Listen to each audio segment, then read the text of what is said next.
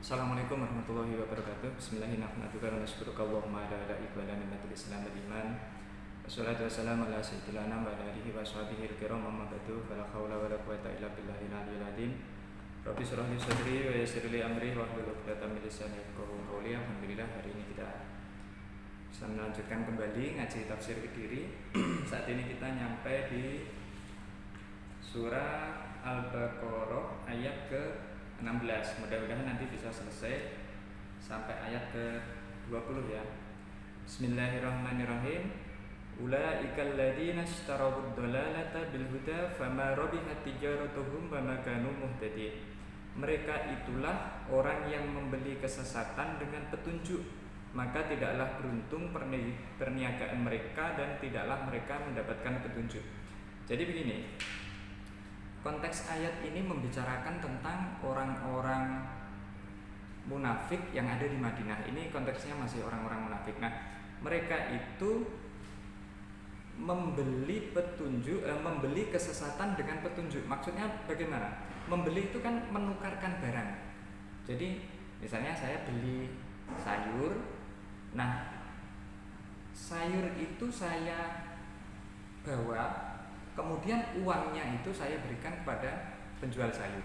Itu namanya membeli. Jadi dalam konteks ini mereka itu membeli kesesatan. Kesesatannya dibeli, kesesatannya dibawa, dan kemudian melepaskan uang yang digunakan untuk membeli. Yang dilepaskan itu apa? Ulaikal ladzina ishtarawud dhalalata bil huda. Jadi petunjuknya diberikan, justru kemudian kesesatannya yang dibawa. Itulah yang dimaksud dengan istaru ad-dhalalata bil huda. Nah, pola seperti ini itu namanya adalah isti'arah tasrihiyah. Jadi isti'arah itu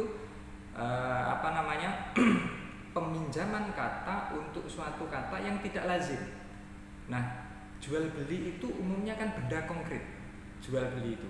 Nah, saat ini kali ini digunakan oleh Al-Qur'an untuk menjelaskan perkara yang abstrak, karena keimanan itu kan tidak kelihatan secara kasat mata. Dia hanya ada di dalam hati, tidak ada yang mengetahui kecuali dirinya sendiri. Itu adalah sesuatu yang abstrak yang digunakan transaksi.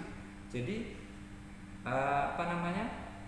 keimanannya justru dijual untuk membeli kesesatan itu. Ulaikal ladzina ishtarawud dhalalata bil huda fama rabihat tijaratuhum wa ma kanu muhtadin. Sekarang akan kita tafsirkan sedikit demi sedikit.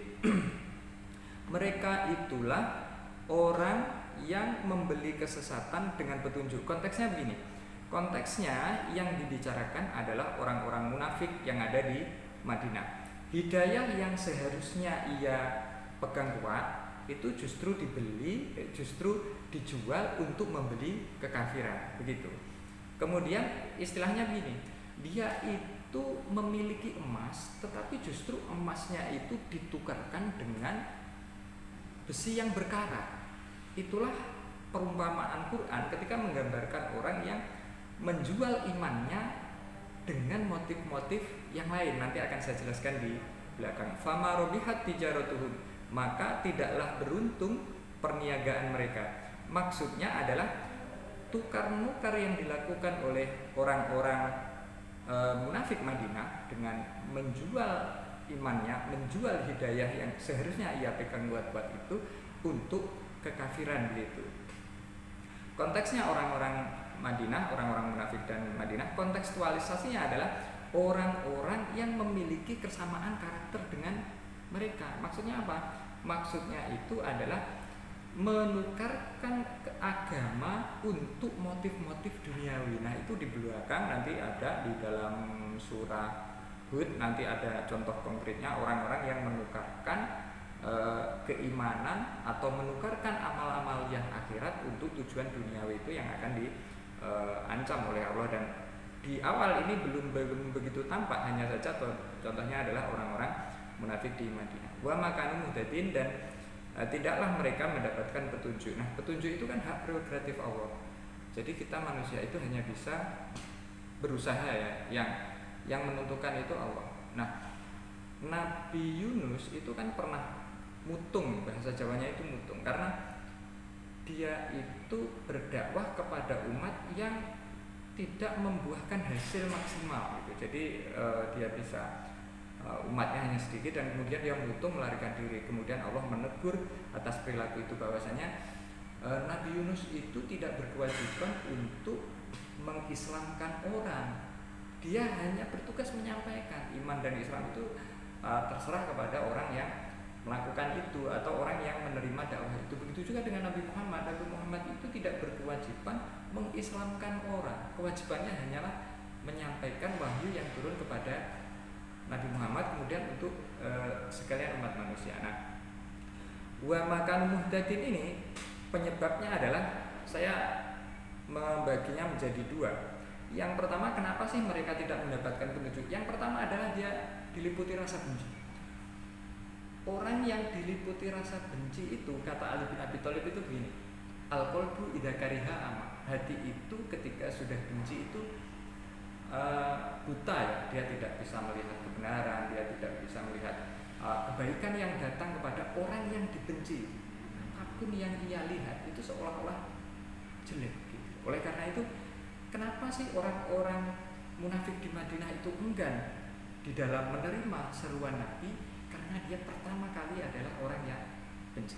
Yang kedua, orang-orang Madinah itu orang-orang munafik di Madinah itu adalah orang yang sudah menutup diri dari apapun yang disampaikan oleh Rasulullah.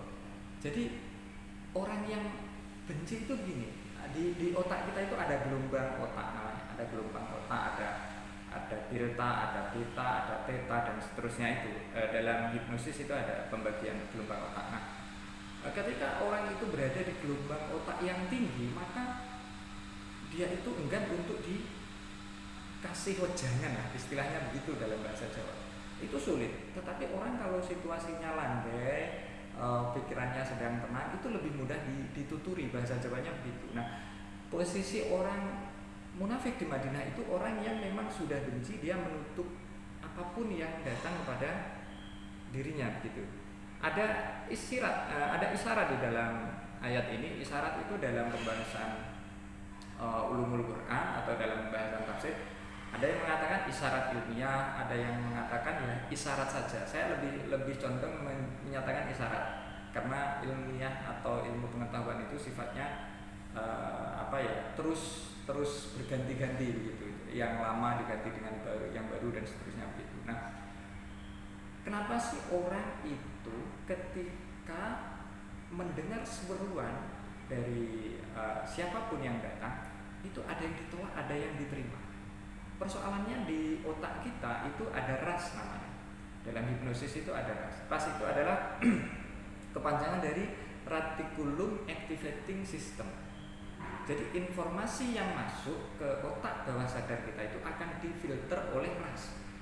Apabila informasi yang datang itu tidak sesuai dengan memori yang ada di otak bawah sadar kita, maka informasi itu akan tertolak. Begitu. Jadi begini, ada orang yang meminta kita untuk menyentuh api, kita akan menolak informasi itu.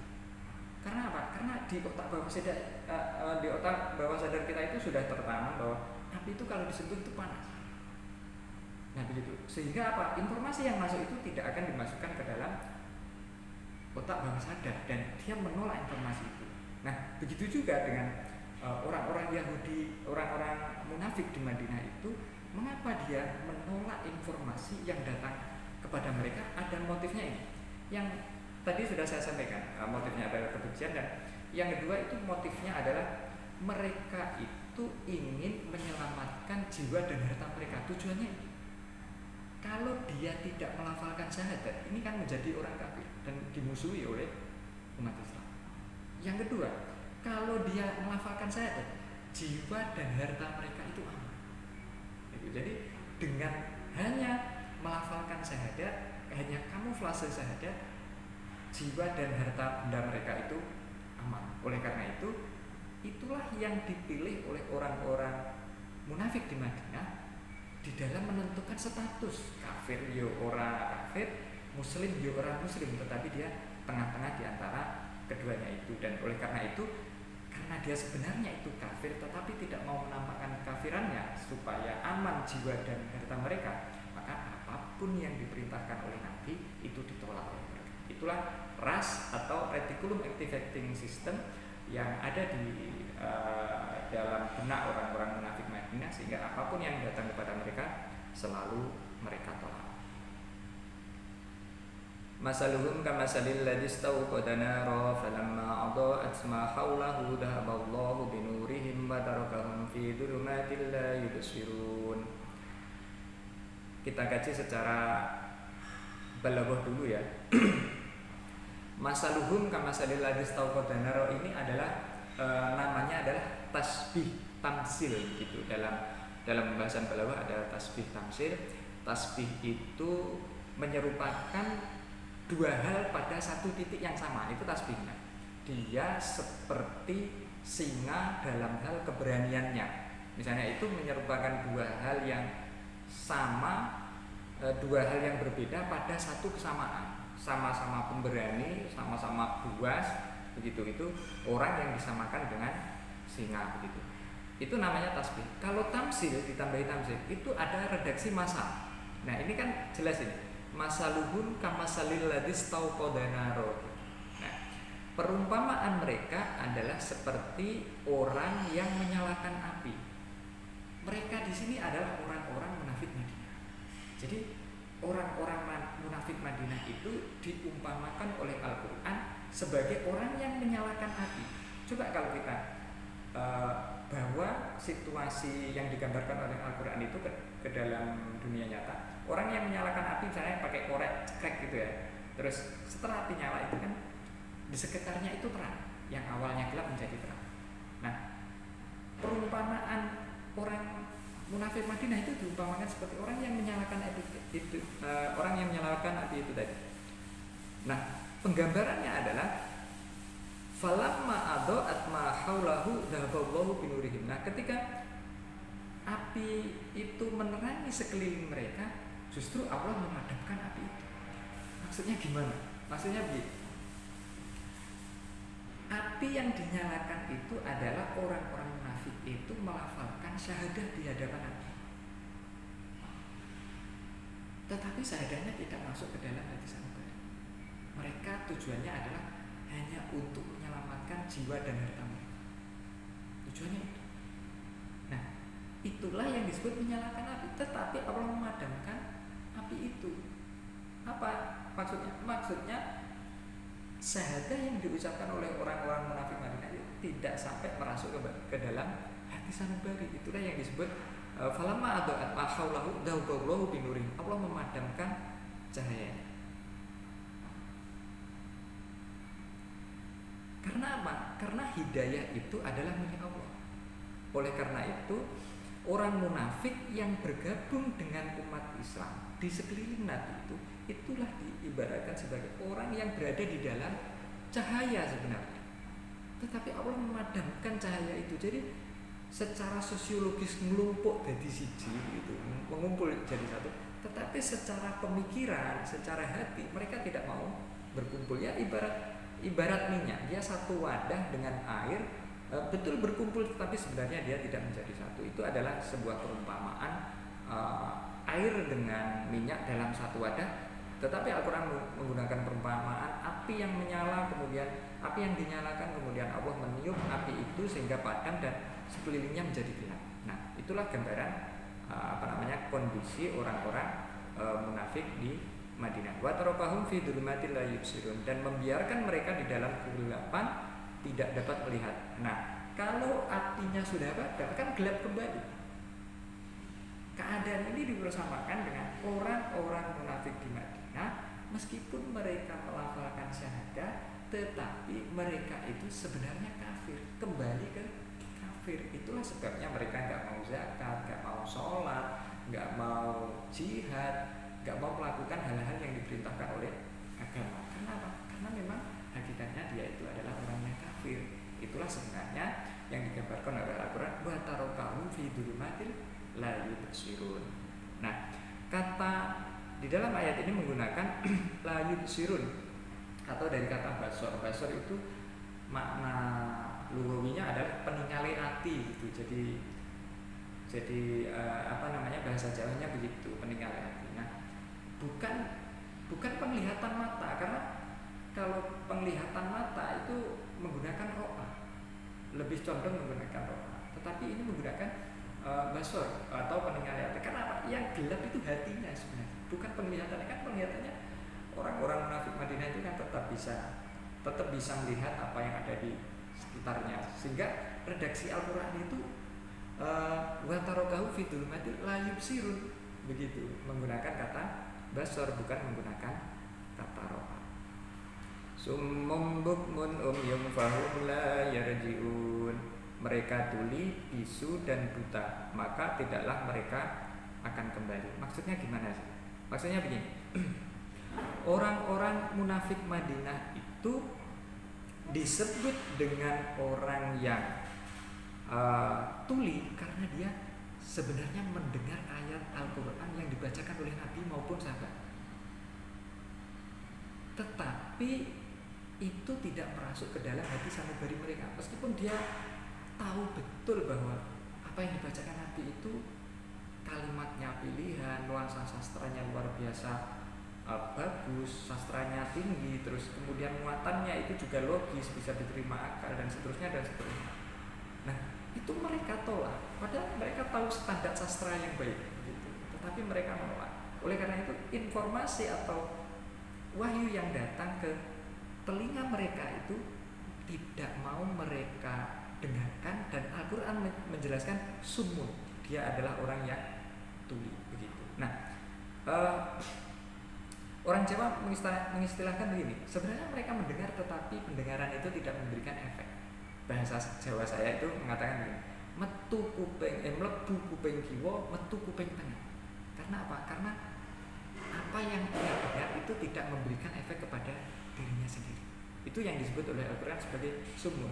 Kemudian bukmun. Bukmun itu adalah bisu. Kenapa dia bisu? Dia sudah mendengar ayat, sudah mendengar kebenaran, tetapi mereka tidak melafalkan syahadah itu masuk ke dalam hati sanubari.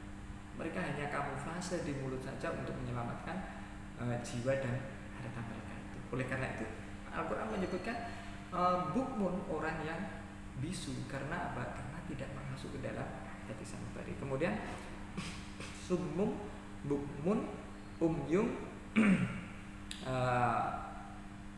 orang yang buta. Karena dikatakan demikian karena orang-orang munafik Madinah itu melihat Nabi, melihat sahabat, dan melihat umumnya orang di sana tahu betul standar sastra yang baik, bahwa Quran ini tidak mungkin dikarang oleh manusia, kemudian mereka melafalkan syahadah dan mengikuti petunjuk-petunjuk Nabi. Nah, orang-orang munafik tidak seperti itu. Jadi tahu standarnya kebenaran, tahu standarnya kebaikan, tetapi tidak mau melaksanakan. Oleh karena itu, tiga hal ini yang disinggung oleh Quran, summum, bukmun, umyum, fahum la yarji'un. Jadi mereka itu tuli, bisu, dan buta. Dalam kajian ulumul Quran ada pembahasan balaghah namanya. Ini masuk dalam kategori tasbih baligh. Tasbih itu seperti yang saya ceritakan tadi, menyerupakan dua hal pada satu titik yang sama. Itu namanya tasbih. Nah, tasbih baligh itu adalah tasbih yang menghilangkan adatu tasbih. Misalnya begini, dia bagaikan singa dalam hal kecantikannya. Ada 5 ini misalnya gitu ya. Nah, orang ini disamakan dengan singa. Persamaannya ada di mana? Persamaannya ada di dalam hal keberaniannya. Itu adalah tasbih. Nah, ketika persamaan itu dihilangkan, maka itu namanya tasbih baligh. Dia adalah singa. Begitu. Jadi bukan dia bagaikan singa, gitu enggak, tetapi dia adalah singa. Itu namanya tasbih baligh, karena ada tuh tasbihnya atau alat yang digunakan untuk mempersamakan itu dihilangkan. Nah, Al-Quran itu menyebutkan begini, summum, bukmun, umyum, buta, tuli, bisu, begitu. Itu kalau redaksinya dikompliti itu begini jadinya, mereka itu seperti orang yang tuli, seperti orang yang bisu, seperti orang yang buta. Kalau redaksi kompletnya begitu. Jadi ada redaksi seperti kasumin wa kabukmin wa kaumien, begitu kalau redaksinya itu di komoditi. Tetapi ini dibuang untuk memberikan penekanan lebih kuat, karena tuli, bisu, buta itu jauh lebih kuat daripada dikasih perumpamaan dia seperti orang yang buta, dia seperti orang yang tuli, itu penekanannya lebih kuat, tasbih balik. Karena itu namanya saja juga tasbih balik.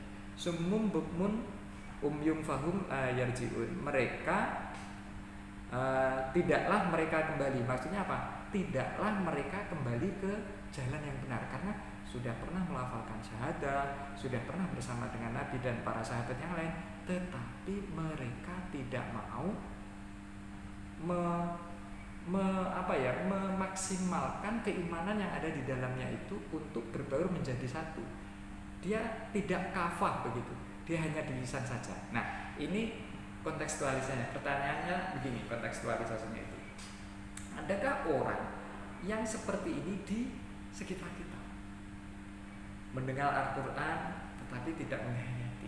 Oh, itu kan iso kena awake dhewe kan begitu ya. Kemudian sehingga dia seperti orang yang tuli begitu. Kemudian bisu itu tidak mengucapkan kata-kata. Artinya dalam konteks orang-orang munafik Madinah itu kan tidak mau melafalkan syahadah itu sampai ke hati sanubari, tidak tasdik gitu. Dia hanya di lisan saja. Atau Islam KTP gitu ya, tidak mau menerapkan syariatnya. Kemudian umyum, mereka itu adalah orang yang buta, tahu kebenaran, tahu mana yang benar, tahu mana yang salah, tetapi tidak mau menapaki jalan kebenaran itu. Nah, kalau ada, berarti khitab ini ditujukan kepada mereka. Oleh karena itu, Quran itu seringkali saya sampaikan, ini tidak membicarakan orang lain, tetapi membicarakan diri kita gitu. Au kasayyibin minas samaa'i fi dhulumatin wa ra'dun wa barq yaj'aluna asabi'ahum fi adanihim minas sawa'iqi hadarul maut wallahu muhitum bil kafirin. Atau seperti orang yang ditimpa hujan lebat dari langit disertai gelap gulita, guruh dan kilat, mereka menyumbat telinganya dengan anak jarinya karena mendengar suara petir sebab takut akan mati, dan Allah meliputi orang-orang yang kafir. Nah, ayat ini memiliki sebab turun ya, atau asbabun nuzul. Dalam kajian ulumul Quran itu lazim disebut dengan asbabun nuzul. Asbabun nuzulnya begini, panjang ini asbabun nuzulnya. Saya bacakan pelan-pelan saja. Riwayat dari Ibnu Jarir At-Tabari dari Ibnu Abbas, dari Murrah, dari Ibnu Mas'ud, dan beberapa dari sahabat. Mereka berkata, dahulu ada 2 orang munafik penduduk Madinah yang melarikan diri dari Rasulullah menuju tempat orang-orang musyrik. Di tengah jalan mereka diguyur hujan lebat. Hujan tersebut seperti hanya keterangan ayat di atas, disertai dengan petir dan kilat yang menyambar-nyambar. Setiap kali ada petir menggelegar, mereka menutup telinga dengan jari-jari mereka karena khawatir memekakan telinga. Jadi enek bedak dehiyar disumpeti kupingnya. Kalau orang Jawa kan begitu, takut memekakan telinga. Bahkan khawatir membunuh mereka dengan adanya bedak itu gitu. Ketika ada sinar kilat, mereka melanjutkan perjalanannya karena bantuan sinar dari kilat itu. Nah, kebetulan ketika ada petir dar gitu kan, itu kan terang gitu. Seketika itu kan terang. Nah, ketika terang itu dia melanjutkan perjalanan karena jalannya sudah kelihatan, tetapi itu kan hanya sekilas. Namun jika tidak ada sinar, mereka menghentikan perjalanannya karena tidak melihat apa-apa. Kedua orang ini kemudian kembali pulang ke tempat mereka semula, dan keduanya berkata, seandainya saat ini pagi telah tiba, tentu kita segera menuju ke Muhammad, lalu kita menyerahkan tangan kita kepadanya. Setelah pagi tiba, mereka menyerahkan kedua tangannya kepada Rasulullah dan masuk Islam.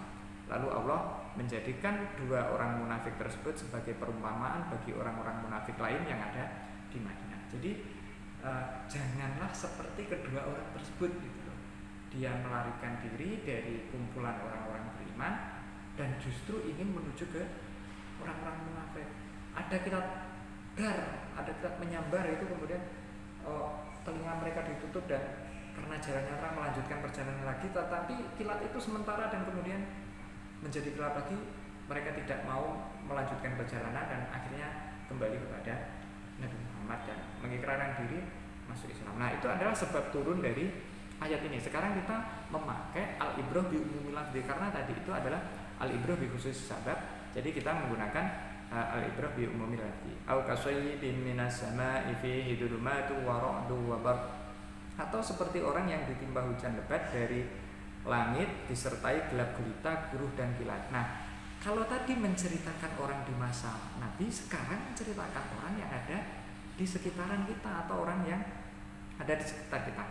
Ayat ini menggambarkan keadaan orang-orang munafik yang mendengar Al-Quran seperti hanya orang yang ditimpa hujan dan dengan 3 keadaan, yaitu gelap gulita, guruh dan petir. Nah, ini konteksnya dulu. Orang munafik itu ketika mendengarkan ayat itu seperti mendengar petir.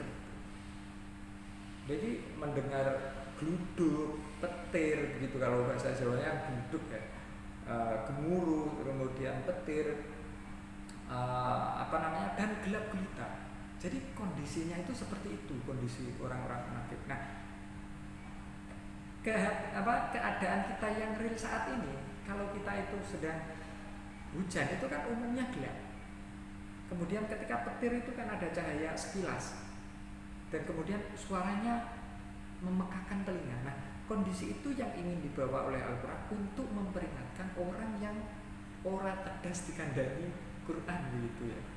Jadi seperti kondisi orang yang berada dalam hujan, gelap gulita dan petir yang menggelegar. Nah, keadaannya itu digambarkan menjadi 3 itu saya jelaskan di dalam tafsir ini. Pertama, dalam keadaan kegelapan, kekafiran. Jadi orang kafir itu disamakan dengan orang yang berada di dalam kegelapan. Persamaannya apa? Karena orang itu ketika menapaki jalan tidak benar, hatinya itu sumpah, hatinya itu tidak tenang. Nah, orang yang tidak tenang itu sama dengan orang yang berada di dalam kegelapan. Mau maju nggak kelihatan, mau kanan nggak kelihatan, mau kiri nggak kelihatan. Itu kan orang yang serba tidak tenang. Gambaran psikologis itulah gambaran orang-orang yang berada di jalur yang tidak benar. Sebenarnya dia tidak tenang. Kemudian yang kedua, mendengar guruh dan suara petir yang memekakan telinga sehingga mereka menutup telinganya dengan jari-jari, khawatir sakit bahkan mati. Jadi ketika mendengar ayat itu suaranya tidak enak. Suaranya seperti suara petir gitu. Karena apa? Karena benci itu tadi, benci kepada Rasulullah, benci kepada umat Islam, sehingga mendengar apa yang dibicarakan itu tidak nyaman. Seperti kita benci dengan orang, ketika kita mendengar pembicaranya itu muangkel gitu ya, meskipun pembicaraannya baik. Gitu. Nah, itu adalah gambaran yang kedua dari orang yang berada di dalam kondisi ini. Kemudian yang ketiga, kamuflase keimanan mereka seperti cahaya kilat yang menerangi sesaat. Jadi orang munafik di Madinah itu ketika melafalkan syahadat itu adalah mereka seperti kondisi orang yang terkena situasinya seperti orang yang berada pada saat petir. Jadi petir itu kan ada cahayanya tetapi hanya sekilas. Begitu juga orang munafik itu hanya kumpul dengan Nabi, melafalkan syahadat itu hanya sekilas tetapi tidak merasuk ke dalam hati sang mubari. Itulah keadaan yang digambarkan oleh Al-Quran. Sekarang kita kaji dari sisi balaghahnya. Bentuk perumpamaan seperti ini itu seperti hanya itu disebut dengan tasbih tamsil. Tadi saya sudah menyatakan ini juga ada persamaan karena ada huruf kaf. Kaf itu ada di tasbih. Au kasayyibin minas sama'i. Jadi kondisinya orang munafik di Madinah itu sama dengan kondisinya orang yang berada pada kegelapan hujan, ada guruh, ada kilat dan seterusnya. Itu adalah kondisi yang dipersamakan antara kondisi orang yang kehujanan dengan kondisi orang-orang munafik yang ada pada saat itu. Kalau hari ini ada berarti situasinya sama. Begitu. Yaj'aluna asabi'ahum fi adanihim minas sawa'iqi hadarul maut. Mereka menyumbat telinganya dengan anak jarinya karena petir sebab takut akan mati. Ayat ini dalam kajian balaghah disebut dengan majas. Majas itu mengungkapkan sesuatu bukan pada hakikatnya, tetapi ada alaqah atau hubungan yang mempertemukan antara makna hakiki dengan makna majazi. Begitu. Misalnya begini, orang Jawa itu menyebutkan begini, menek kambir. Menek itu kan memanjat ya, kambir itu kan kelapa. Memanjat kelapa itu sebenarnya yang dipanjat itu kelapanya atau pohon kelapanya. Yang dipanjat itu kan pohon kelapanya. Nah, itu adalah majas. Karena kalau yang dimaksud manjat kelapa itu kelapanya beneran, itu kan lucu ya orang. Pasti ini orang aneh. Nah, yang dimaksud manjat kelapa itu adalah orang yang memanjat pohon kelapa untuk mengambil kelapa. Disebutkan kelapanya, yang dimaksud adalah prosesnya. Dzikrul musabbab iradati sabab. Begitu. Jadi itu namanya alaqah. Alaqahnya itu menjelaskan kelapa, yang dimaksud adalah pohonnya. Nah, itu adalah alaqah. Dalam hal ini alaqahnya bukan sebab akibat, tetapi alaqahnya adalah juz'iyah kuliah. Jadi mereka menyumbat telinganya dengan anak jarinya karena petir sebab takut akan mati. Jari itu kan ada 5 ya. Kalau kanan 5, kiri 5. Ini tidak mungkin dimasukkan ke dalam lubang telinga. Karena tidak mungkin, maka pasti maknanya bukan jari-jari semua ini, tetapi salah satu dari jari, dan biasanya jari telunjuk. Itulah yang disebut majas. Jadi maknanya adalah mereka menyumbat dengan bagian jari mereka, umumnya itu adalah ujungnya jari telunjuk, itu yang umum. Nah, makna yang dimaksud itu makna majazinya. Makna yang dimaksud adalah mereka menolak setiap seruan yang datang dari Nabi. Begitu, itu adalah makna yang dimaksud. Wallahu muhitum bil kafirin. Dan Allah meliputi orang-orang kafir. Maksudnya apa? Maksudnya Allah itu mengetahui yang tampak maupun yang tidak tampak. Nah, uniknya begini. Meskipun ayat ini menjelaskan orang-orang munafik di Madinah, tetapi penutupnya wallahu muhitum bil kafirin. Allah meliputi orang-orang yang kafir. Uniknya itu gini, penutupnya orang-orang kafir. Karena apa? Karena sesungguhnya perilaku orang-orang munafik di Madinah itu perilakunya orang kafir. Begitu. Jadi mereka menolak apapun yang disuruhkan oleh Nabi karena sejatinya mereka itu adalah orang kafir, dan Allah tahu itu sehingga menutup ayat ini dengan wallahu muhitum bil kafirin.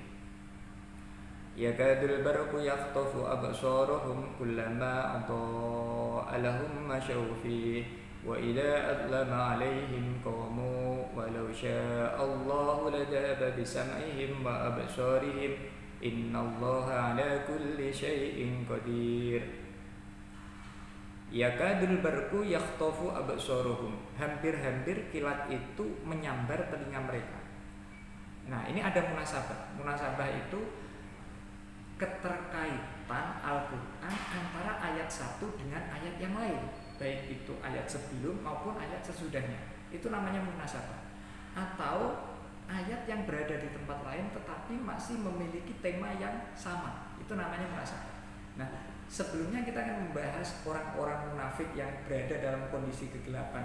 Nah, di dalam ayat ini dijelaskan lebih rinci bahwa kilat itu hampir menyambar penglihatan mereka. Maksudnya adalah orang-orang munafik hampir saja terkena malapetaka atas sikap mereka yang bermuka dua itu. Jadi dengan melafalkan syahadat tetapi tidak mau mengikuti konsekuensi dari lafal itu justru akan membahayakan mereka sendiri, dan nanti sejarah akan menyatakan akan membuktikan bahwa nasib mereka orang yang tidak jelas itu justru membawa malapetaka bagi dirinya sendiri. Kullama adaa lahum masyaufi. Setiap kali kilat itu menyinari mereka berjalan di bawah sinar itu. Jadi kalau ada petir itu kan makder gitu ya, makder, dan kemudian orang itu kan bisa tahu di sana ada benda apa, di situ ada benda apa, itu tahu karena apa? Karena sinar dari kilat itu adalah syahadah yang diucapkan oleh orang-orang munafik Madinah itu.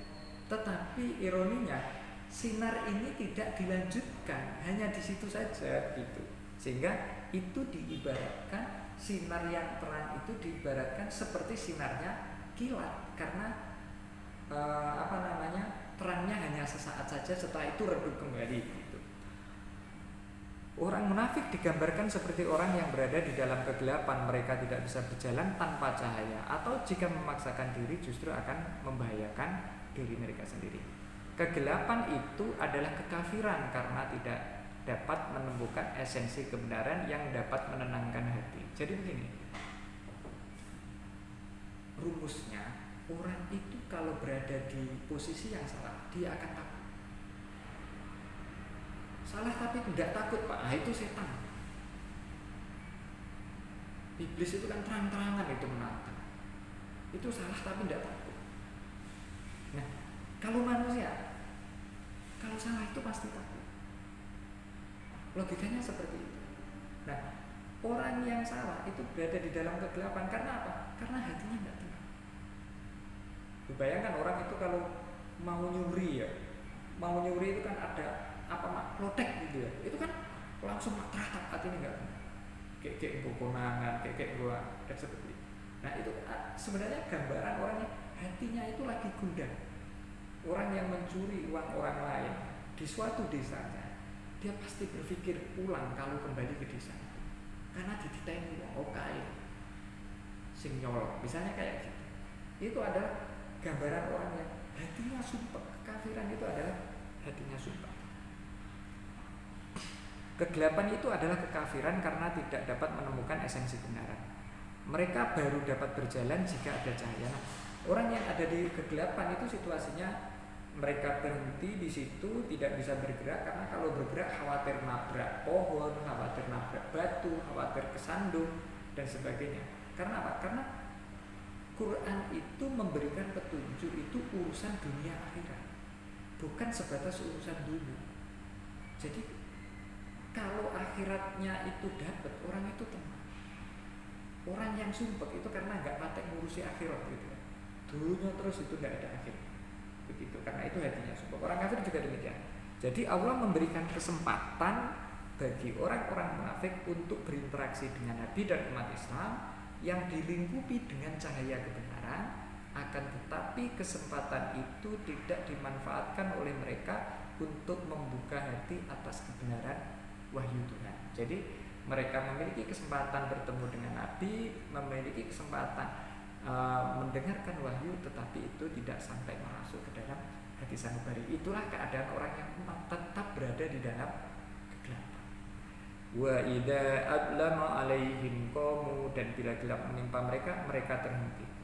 Ya terhenti. Bayangkan orang misalnya berkendara, tiba-tiba lampu motornya mati, itu kan takut itu nabrak kemana-mana. Karena apa? Karena tidak ada cahaya yang menerangi. Begitu juga hidup, kalau tidak ada cahaya yang menerangi, tidak ada petunjuk dari Tuhan, hidup itu akan gelap. Oleh karena itu idealnya hidup itu ada petunjuknya, seperti motor yang ada cahayanya. Jadi petunjuk itu diserupakan dengan cahaya. Jadi ketika ada petir itu kan terang, tetapi seketika itu pula sangat cepat kembali gelap lagi. Itulah kondisi orang-orang munafik yang ada di Madinah. Orang-orang munafik di dalam ayat ini digambarkan sempat berjalan, yaitu di sisi Rasulullah melafalkan syahadat, itu sempat berjalan. Namun sayangnya mereka kembali lagi kepada orang-orang kafir, sehingga digambarkan di dalam kegelapan dan tidak dapat berjalan kembali. Itulah kondisi orang munafik. Walau sya'allahu la dhahaba bisam'ihim wa absarihim. Jikalau Allah menghendaki, niscaya Dia melenyapkan pendengaran dan penglihatan mereka. Jadi begini bedanya umat Muhammad dengan umat nabi-nabi terdahulu. Umat Nabi Muhammad itu hukumannya itu ditunda. Dan hukuman umat Nabi Muhammad itu ada sebab akibat. Jadi misalnya berangkat ke Badar untuk perang dan mereka kalah, itu kan ada sebab akibat perang. Beda dengan umat terdahulu, umat Nabi Lut dihujani dengan batu, itu kan alam yang menyiksa mereka, itu kan alam. Kemudian umat Nabi Nuh banjir bandang, menyapu segala yang ada kecuali orang-orang yang naik perahu Nabi Nuh. Itu kan alam juga. Tetapi Nabi Muhammad ini hukumannya itu rasional. Jadi ikut perang kemudian kalah dan terbunuh. Nah, kalau Allah menghendaki selesai itu. Apa sih makna manusia di hadapan Tuhan itu sangat kecil. Sehingga mudah saja Allah ketika ada orang yang tidak mau beriman itu menghilangkan pendengarannya menjadi tuli, menghilangkan penglihatannya sehingga menjadi buta, itu sangat mudah bagi Allah. Tetapi bukan itu. Allah itu ingin memberikan kesempatan kepada orang-orang munafik untuk beriman. Tujuannya itu. Jadi kasih sayang Allah itu melebihi dari azab yang akan ditimpakan. Allah juga memberikan kesempatan kepada orang-orang kafir yang saat ini belum mengikrarkan diri supaya mengikrarkan diri. Itulah kasih sayang Allah. Sayangnya kasih sayang itu banyak yang kurang mempedulikannya. Ihdinas siratal mustaqim. Wassalamualaikum warahmatullahi